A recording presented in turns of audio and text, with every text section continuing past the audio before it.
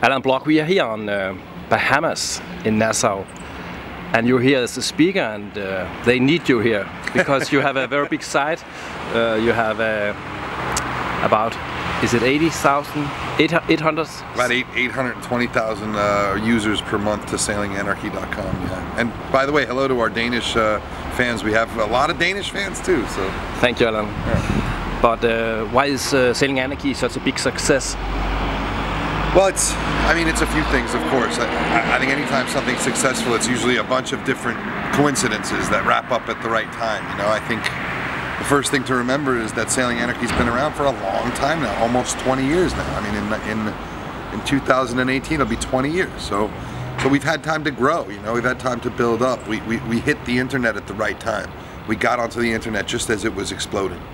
But why are you bigger than Sailing World and all the other magazines? That's, again, it's part of the fact that we were there at the right time and we did it better than anyone else did it. I think another thing you find in success in the media is that typically you're providing something no one else is, and no one else in the 90s was providing a really honest, and I'll tell you what, still to today, no one else, with very few exceptions, was providing an honest, real, factual, interesting account of the sport of sailing. You know, all the magazines were the same as they are today, which is how to trim your mainsail, how to anchor, you know, here's who won this race 3 months ago, here's who won that race 3 months ago, here's some pretty pictures, here's a bullshit boat review. That's every magazine in the world right now, you know? I mean, it's a formula, and it's boring, and it's not true. You know, I mean, they don't ring true. Why don't you think it's true? I think that people, the public has the ability, the public has a smell, I call it a bullshit detector.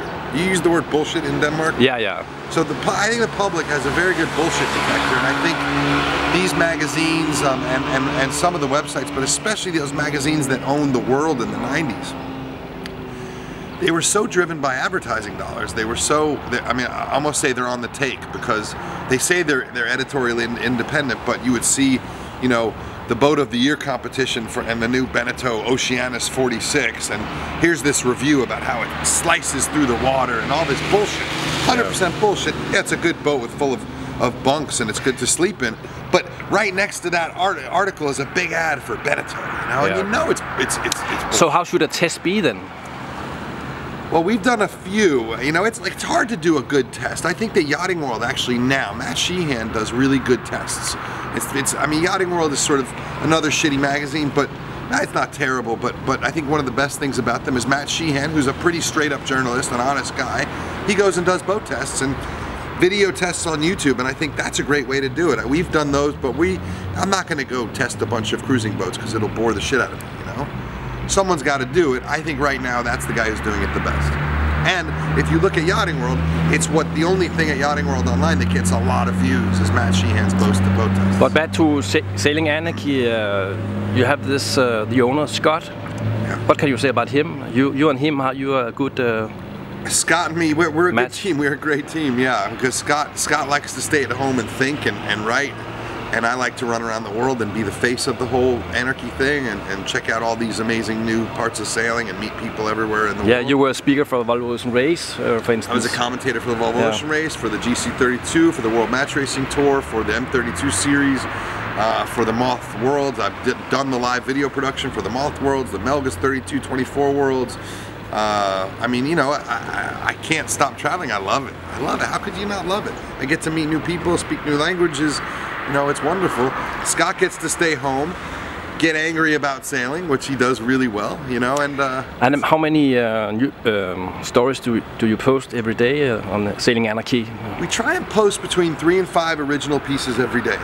5 or 6 days a week. So 3, 5, so like 20 odd stories every week original, compared to a magazine that'll put 12 original stories in 2 months or a month. Okay, but you're from Michigan, but you have the most readers from Sydney, you said to me. Sydney is our biggest city in the world, something like 86,000 monthly readers in Sydney, which is massive. It's almost 10% of our website. Yeah.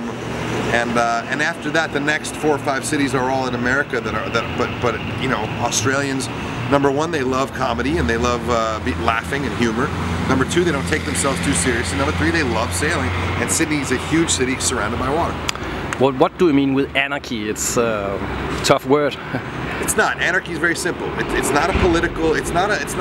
You know, people think anarchy. They think the Red Brigade in Italy bombing things or whatever. But anarchy is.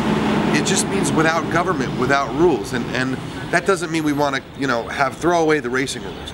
It means that the people that were leading sailing, the government of sailing, and I think this is still true today, but the government of sailing, ISAF, U.S. Sailing, the national governing bodies, they're not doing a good job. They weren't doing a good job in the 90s. Sailing in most of the world was at its peak in 1980, and it's fallen off since then in most of the world. And I think that's in large part because of poor leadership and poor rulemaking. And anarchy was a response to that bad rulemaking. They said, get rid of those people, get rid of that mentality, let's do it real. Okay. Thank you very much, Alan Block. Thank you, Tros.